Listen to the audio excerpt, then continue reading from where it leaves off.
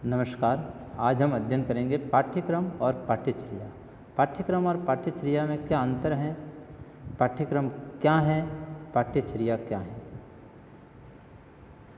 इसके बारे में आज हम अध्ययन करेंगे। सबसे पहले हम पाठ्यक्रम का अर्थ, उसकी परिभाषाएं और प्रकृति को जानेंगे। पाठ्यक्रम क्या है, इसके बारे में सबसे पहले हम जानेंगे। पाठ्यक्रम का अर्थ एवं परिभाषाएं। पाठ्यक्रम अंग्रेजी भाषा के करिकुलम शब्द का हिंदी रूपांतरण है जो लैटिन भाषा से लिया गया है। यानी जिस प्रकार हमारी हिंदी संस्कृत से बनी है, उसी प्रकार अंग्रेजी भाषा लैटिन भाषा से निकली हुई है। तो ये करिकुलम शब्द लैटिन भाषा से निकला है और अंग्रेजी भाषा में इसको करिकुलम कहा गया, जिसका लैटिन भाषा में अर्थ है दौड़ का मैदान। यानी शिक्षा के अंतर्गत हम अगर इसकी बात करें तो इसका अर्थ होता है कि छात्रों का जो कार्य क्षेत्र है उसमें छात्र कितना काम करते हैं। यानी छात्रों का जो दौड़ का मैदान, छात्रों का दौड़ का मैदान क्या हो गया? पढ़ाई। वो किस क्षेत्र में पढ़ाई करना चाहते हैं, किस क्षेत्र में वो, वही उनका दौड़ का मैदान हो गया। यानी वो कितना सीखते हैं, कितना आगे बढ़ते हैं, ये सारा कुछ उसके अंतर्गत आता है। यहाँ पर दो शब्द दौड़ और मैदान प्रयुक्त किए गए हैं। मैदान का अर्थ यहाँ पाठ्यक्रम से है और दौड़ का अर्थ छात्रों के द्वारा अनुभव और उनकी क्रियाओं से होता है। शिक्षक पाठ्यक्रम की सहायता से अपनी शिक्षण क्रियाओं का संपादन करता है, जिससे छात्र अनुभव और क्रियाएं करके अपना विकास करता है और अपने गंतव्य स्थान तक पहुंच जाता है। इस प्रकार छात्र मैदान में दौड़ करके जिस प्रकार लक्ष्य तक पहुंचने में सफलता प्राप्त करते हैं, उसी प्रकार यहाँ पर छात्र अपने अनुभव के द्वारा इन पाठ्यक्रम है उसको, उसकी सहायता से वो अपनी क्रियाओं का संपादन करता है। शिक्षक की दृष्टि से पाठ्यक्रम एक दिशा और साधन है। यानी शिक्षक की बात करें अगर, तो उससे शिक्षक को एक दिशा मिलती है कि हमें क्या पढ़ाना है। वो एक दिशा और एक साधन है उसके लिए, जिससे वो साध्य तक पहुंचता है। साध्य तक पहुंचने का एक साधन है और एक मार्ग है, जिस मार्ग से होकर वो साध्य तक पहुंचता है। यह शिक्षक की दृष्टि से पाठ्यक्रम को हम कह सकते हैं, जिसका अनुसरण करके शिक्षा के लक्ष्यों को वो प्राप्त करने का प्रयास करता है। पाठ्यक्रम एक दिशा और एक साधन है, जिसका अनुसरण करके वो अध्यापक अपने शिक्षा के लक्ष्यों को प्राप्त करने का प्रयास करता है। पाठ्यक्रम के अर्थ को स्पष्ट करने का प्रयास कुछ दार्शनिकों ने, समाजशास्त्रियों ने, मनोवैज्ञानिकों ने भी किया। समाजशास्त्री पाठ्यक्रम का अर्थ अधिक व्यापक लगाते हैं और इसमें विभिन्न विद्वानों ने इसको इस प्रकार से कि पाठ्यक्रम वो हैं जो बालकों को पढ़ाया जाता है। यह शांतिपूर्ण पढ़ने या सीखने से अधिक हैं। इसमें उद्योग, व्यवसाय, ज्ञानोपार्जन, अभ्यास और विभिन्न प्रकार की क्रियाएं सम्मिलित रहती हैं। ये हॉर्न कहते हैं। हॉर्न नामक जो समाजशास्त्री या जो दर्शन शास्त्री अपन कह सकते हैं, वो ये कहते हैं कि पाठ्यक्रम वो हैं जो बालकों को पढ़ाते हैं और शांतिपूर्ण सीखने या पढ़ने से वो काफ़ी अधिक हैं। यानी उसके अंदर विभिन्न प्रकार की जो क्रियाएं हैं वो भी आती हैं, जिसमें उद्योग, व्यवसाय, ज्ञानोपार्जन, अभ्यास, ये सारे के सारे सम्मिलित इसमें रहते हैं। माध्यमिक शिक्षा आयोग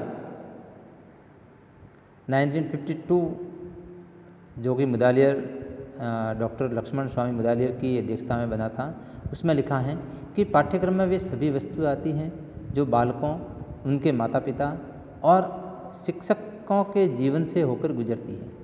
पाठ्यक्रम उन सभी चीज़ों से बनता है जो सीखने वालों को कम करने घंटों में घिरे रहती हैं। वास्तव में पाठ्यक्रम को गतिमान वातावरण कहा जाता है। इसी प्रकार से कैसबेल कहते हैं और माध्यमिक शिक्षा आयोग कहता है कि पाठ्यक्रम का अर्थ रूढ़िवादी ढंग से पढ़ाए जाने वाले बौद्धिक विषयों से नहीं प्राप्त होते हैं।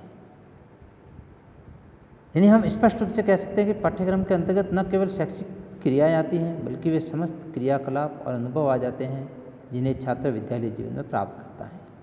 और जिनमें कक्षा के भीतर और बाहर आयोजित होने वाली पाठ्य और पाठ्येतर क्रियाएं सम्मिलित होती हैं। इसके अर्थ को शिक्षा शब्दकोश में इस प्रकार स्पष्ट किया गया है कि पाठ्यक्रम विषय वस्तु और नियोजित अनुभव का समूह है जिसे एक छात्र विद्यालय और महाविद्यालय के निर्देशन में प्राप्त करता है। पाठ्यक्रम की प्रकृति क्या है? Nature of curriculum. पाठ्यक्रम की प्रकृति को शैक्षिक विकास के द्वारा हम समझ सकते हैं। प्राचीन काल में शिक्षा की प्रकृति पूर्णतया अनौपचारिक थी। यानी अनौपचारिक का मतलब उसमें न कोई समय फिक्स था कि जैसे अभी टाइम होता है कि सुबह 7 से 12 या 10 से 4, इस प्रकार का एक निश्चित टाइम, निश्चित स्थान कि उस अमुक स्कूल में जाकर पढ़ना है, अमुक रूम में इसकी क्लास लगेगी। ये सारा एक निश्चित स्थान होता है और एक निश्चित समय होता है, निश्चित स्थान होता है, निश्चित पाठ्यक्रम होता है कि उसी में से पढ़ाया जाएगा। लेकिन पहले अनौपचारिक थी, यानी कोई स्थान निश्चित नहीं था। जहाँ जिसको ज्ञान देना होता था वो ज्ञान वहीं से प्राप्त कर लेता था, समाज से, अपने घर परिवार से, प्रकृति से ज्ञान प्राप्त होता था। निश्चित स्थान था, न निश्चित समय था, न निश्चित पाठ्यक्रम था, यानी अनौपचारिक शिक्षा थी। और उस समय बालकों की शिक्षा परिवार और समाज के मध्य होती थी। बालक परिवार और समाज के साथ सहयोगी बनकर प्रत्यक्ष अनुभव, निरीक्षण के द्वारा शिक्षा प्राप्त करता था। लेकिन सभ्यता के विकास के साथ साथ मानव के ज्ञान में भी वृद्धि हुई, मानव जीवन में विविधताएं परिलक्षित होती गई और इसके कारण मानव के पास समय और साधन का अभाव होने लगा। उसको शिक्षा की आवश्यकता उत्पन्न हुई। प्रत्येक विकासशील समाज ने अपने बालकों की शिक्षा के उद्देश्य से इसे विधिवत और क्रमबद्ध बनाने के प्रयास प्रारंभ किए और इसी प्रयासों के फलस्वरूप विद्यालयों का उद्भव और स्थापना हुई। इस प्रकार समाज के द्वारा जो उपयोगी और महत्वपूर्ण ज्ञान अपने बच्चों को समुचित ढंग से नहीं दिया जा रहा था, उसकी जिम्मेदारी अनुभवी विद्वानों को दे दी। इन विद्यालयों से शिक्षा प्रदान करने हेतु जो ज्ञान निश्चित और निर्धारित किया गया था उसे पाठ्यक्रम कहा गया। आधुनिक समय में पाठ्यक्रम की प्रकृति में अत्यधिक परिवर्तन होते गए। जहाँ प्राचीन समय में पाठ्यक्रम का अर्थ पाठ्यवस्तु के रूप में लगाया जाता था, वहीं वर्तमान में पाठ्यक्रम की परिभाषा बहुत व्यापक हो गई है। वर्तमान में पाठ्यक्रम के अंतर्गत वे सभी क्रियाएं सम्मिलित हैं जिन्हें अतिरिक्त पाठ्यक्रम क्रियाओं के नाम से जाना जाता है। सभी विद्वानों के द्वारा दी गई परिभाषाओं के आधार पर हम पाठ्यक्रम की प्रकृति को इस प्रकार व्यक्त कर सकते हैं कि पाठ्यक्रम की प्रकृति में शिक्षार्थी की ज्ञान वृद्धि हेतु नियोजित सभी परिस्थितियाँ और उन्हें उचित क्रमबद्ध करने वाले सैद्धांतिक आधार सम्मिलित होते हैं। इसी प्रकार पाठ्यक्रम में शिक्षार्थी के वे सभी अनुभव जिन्हें वो कक्षा, प्रयोगशाला, खेल का मैदान, पुस्तकालय या अन्य पाठ्येतर क्रियाओं के द्वारा प्राप्त करता है, वो सभी इसमें समाहित होते हैं। पाठ्यक्रम की प्रकृति में सैद्धांतिक विषयों के साथ साथ अनुभवों की संपूर्णता भी समाहित होती हैं और पाठ्यक्रम की प्रकृति में वे सभी अनुभव समाहित होते हैं जो विद्यालय में शिक्षा के उद्देश्यों की प्राप्ति के लिए प्रयुक्त किए जाते हैं। ये हमारा पाठ्यक्रम था। अब हम लेंगे पाठ्यचर्या। पाठ्यचर्या क्या है? पाठ्यचर्या को हम विस्तृत रूप से अध्ययन करेंगे। पाठ्यचर्या का अर्थ। पाठ्यचर्या शैक्षिक व्यवस्था का अनिवार्य और एक महत्वपूर्ण अंग है। पाठ्यचर्या की अवधारणा के संदर्भ में प्रायः विद्वानों में एक राय तो नहीं है, लेकिन पाठ्यचर्या को लोग सिलेबस या विषय वस्तु, कोर्स ऑफ स्टडी जैसे नामों से भी संबोधित करते हैं। पाठ्यचर्या के लिए प्रचलित ये शब्द अलग अलग अर्थ और संदर्भों को प्रकट करते हैं। पाठ्यचर्या को शाब्दिक, संकुचित और व्यापक तीनों अर्थों में हमें समझने की आवश्यकता है ताकि हम इसके सही शब्द को समझ सकें। पाठ्यक्रम शब्द दो शब्दों से मिलकर बना है, पाठ्य और चर्या। पाठ्य का अर्थ होता है पढ़ने योग्य या पढ़ाने योग्य और चर्या का अर्थ है नियम पूर्वक अनुसरण। इस प्रकार पाठ्यचर्या का अर्थ पढ़ने योग्य, सीखने योग्य या पढ़ाने योग्य, सिखाने योग्य विषय वस्तु और क्रियाओं का नियम पूर्वक अनुसरण करना। पाठ्यचर्या के लिए अंग्रेजी में करिकुलम शब्द का प्रयोग किया जाता है। यह शब्द लैटिन भाषा के क्यूरेरे शब्द से बना है, जिसका अर्थ है रनवे या रेस कोर्स, जहाँ पर दौड़ लगाई जाती है। दौड़ का रास्ता या दौड़ का क्षेत्र, अर्थात किसी निश्चित लक्ष्य तक पहुँचने के लिए वो मार्ग जहाँ दौड़ लगाते हैं। ऐसे भी कह सकते हैं कि curriculum means a course to be run for reaching a certain गोल।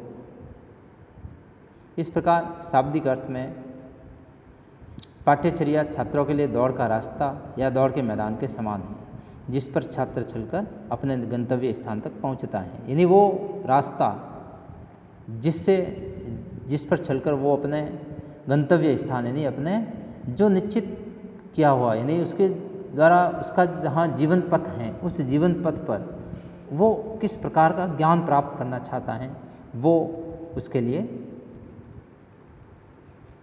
पाठ्यचर्या कहलाती है, जिस पर चलते हुए छात्र अपने वांछित उद्देश्यों को पूरा करता है। रॉबर्ट यूलिच ने लिखा है, शिक्षा के लक्ष्य तक पहुंचने के लिए अध्ययन परिस्थितियों में क्रमिक रूपरेखा बनाई जाती है, उसे पाठ्यचर्या कहते हैं। पाठ्यचर्या में शिक्षण के ज्ञानात्मक, भावात्मक और क्रियात्मक तीनों पक्ष शामिल होते हैं। पाठ्यचर्या के संदर्भ में कतिपय विद्वानों ने इस प्रकार से परिभाषित करने का प्रयास किया है। क्रो के अनुसार पाठ्यचर्या में विद्यार्थियों के विद्यालय या उसके बाहर के सभी अनुभव शामिल हैं जो अध्ययन कार्यक्रम में रखे जाते हैं, जिसका आयोजन बालकों के मानसिक, शारीरिक, सांवेगिक, सामाजिक, आध्यात्मिक और नैतिक स्तर के विकास में सहायता देते हैं। के.जी. सैयदन कहते हैं कि पाठ्यचर्या वह सहायक सामग्री है जिसके द्वारा बच्चा अपने आप को उस वातावरण के अनुकूल ढालता है जिसमें वह अपना दैनिक कार्य या व्यवहार करता है, जिसमें उसके भविष्य की योजनाएं और कार्यशीलता निहित होती है। डंकन ग्रिजेल कहते हैं कि विद्यालय पाठ्यचर्या समाज की परंपराओं, पर्यावरण और आदर्शों का प्रतिरूप है। The school curriculum is the reflection of the traditional environment and ideas of society. Bent और कॉनबेर्गे कहते हैं कि पाठ्यचर्या के अंतर्गत छात्रों के लिए प्रस्तुत की गई विद्यालयी वातावरण की वह समस्त सामग्री आती है जिसमें पाठ्यवस्तु, पठन क्रियाएं और विषय सम्मिलित होते हैं। कैसवेल कहते हैं कि बालकों एवं उनके माता पिता तथा अध्यापकों के जीवन में आने वाली समस्त क्रियाओं को पाठ्यचर्या कहा जाता है। यानी संपूर्ण क्रियाएं जो कि हम पढ़ने के लिए, हम सीखने के लिए करते हैं। बालकों के कार्य करने के समय जो कुछ भी कार्य होता है उन सब में पाठ्यचर्या का निर्माण होता है। वस्तुतः पाठ्यचर्या को गति युक्त वातावरण, डायनेमिक वातावरण कहा जाता है। रेडियार्ड और हेनरी कहते हैं कि विस्तृत अर्थ में पाठ्यचर्या के अंतर्गत समस्त विद्यालय का वातावरण आता है, जिसमें विद्यालय में प्राप्त सभी प्रकार के संपर्क, पठन क्रियाएं और विषय सम्मिलित होते हैं। ब्रूवेकर के अनुसार पाठ्यचर्या एक ऐसा क्रम है जो किसी व्यक्ति को स्थान पर पहुंचने के लिए तय करना पड़ता है। ड्यूवी कहते हैं, जॉन ड्यूवी, कि पाठ्यचर्या केवल अध्ययन की योजना या विषय सूची ही नहीं बल्कि कार्य और अनुभव की संपूर्ण श्रृंखला है, जिसमें पाठ्यचर्या समाज में कलात्मक ढंग से परस्पर रहने के लिए बच्चों के प्रशिक्षण का शिक्षकों के पास एक साधन है। हम सारांश रूप में ये कह सकते हैं कि पाठ्यचर्या सुनिश्चित जीवन का दर्पण है जो विद्यालय में प्रस्तुत किया जाता है। फ्रॉबेल कहते हैं कि पाठ्यचर्या को मानव जाति के समस्त ज्ञान और अनुभव का सार हमें समझना चाहिए। ये पाठ्यक्रम अब पाठ्यक्रम और पाठ्यचर्या में अंतर क्या है ये हम देखेंगे। उसके आधार पर, किस आधार पर हम अंतर करेंगे। सबसे पहले हम अर्थ के आधार पर अंतर करेंगे कि अर्थ के आधार पर पाठ्यक्रम और पाठ्यचर्या में क्या अंतर है। पाठ्यक्रम वो दस्तावेज हैं जिसमें किसी विषय में शामिल अवधारणाओं के सभी भाग सम्मिलित होते हैं, और पाठ्यक्रम या पाठ्यचर्या वो सामग्री हैं जिसमें एक शैक्षिक प्रणाली या एक पाठ्यक्रम में पढ़ाया जाता है। मूल में देखें तो सिलेबस एक ग्रीक भाषा शब्द हैं और पाठ्यक्रम एक लैटिन शब्द हैं। तैयारी के विषय में देखें तो ये एक विषय के लिए होता है और ये एक पूरा पाठ्यक्रम तैयार होता है। प्रकृति की देखें तो पाठ्यक्रम वर्णनात्मक हैं और पाठ्यचर्या नियम के अनुसार चलती हैं। क्षेत्र की बात करें तो पाठ्यक्रम संकीर्ण है और पाठ्यचर्या विस्तृत है। किसके द्वारा निर्धारित होता है तो पाठ्यक्रम परीक्षा समिति के द्वारा निर्धारित होता है और पाठ्यचर्या निर्धारित होती है सरकार, स्कूल या कॉलेज के संस्थान या प्रशासन के द्वारा। उसकी अवधि की बात करें तो ये पाठ्यक्रम एक निश्चित अवधि के लिए, आमतौर पर 1 वर्ष के लिए होता है और पाठ्यचर्या जब तक वो पढ़ता रहता है तब तक रहती है। वर्दी की बात करें तो शिक्षक से शिक्षक तक अलग अलग होते हैं और सभी शिक्षकों के लिए पाठ्यचर्या समान होती है। इस प्रकार हम पाठ्यक्रम और पाठ्यचर्या में अंतर कर सकते हैं। संकुचित अर्थ में पाठ्यचर्या के लिए एक अन्य शब्द सिलेबस या पाठ्यचर्या शब्द का भी प्रयोग किया जाता है, जिसका अर्थ कोर्स ऑफ स्टडी या कोर्स ऑफ टीचिंग भी है। इसे पाठ्य विवरण या पाठ्य सामग्री या अंतर्वस्तु आदि में कहते हैं। पाठ्यचर्या 2 शब्दों से मिलकर बना है। इसी प्रकार पाठ्यक्रम किसी विषय या अध्ययन की वो विषय वस्तु जो क्रम से व्यवस्थित हो, पाठ्यचर्या कहलाता है। पहले पाठ्यचर्या के लिए पाठ्यचर्या शब्द का प्रयोग किया जाता था, लेकिन अब इसे संकुचित मान्यता पर आधारित होने के कारण पाठ्यचर्या शब्द का प्रयोग किया जाता है। पाठ्यचर्या में केवल ज्ञानात्मक पक्ष से संबंधित तथ्य ही क्रमबद्ध होते हैं। पाठ्यचर्या और पाठ्यचर्या में सामान्य लोग भेद नहीं करते, उन्हें पर्यायवाची शब्दों के प्रयोग करते हैं, परंतु इसमें पूर्ण और अंश का होता है। थैंक यू, धन्यवाद।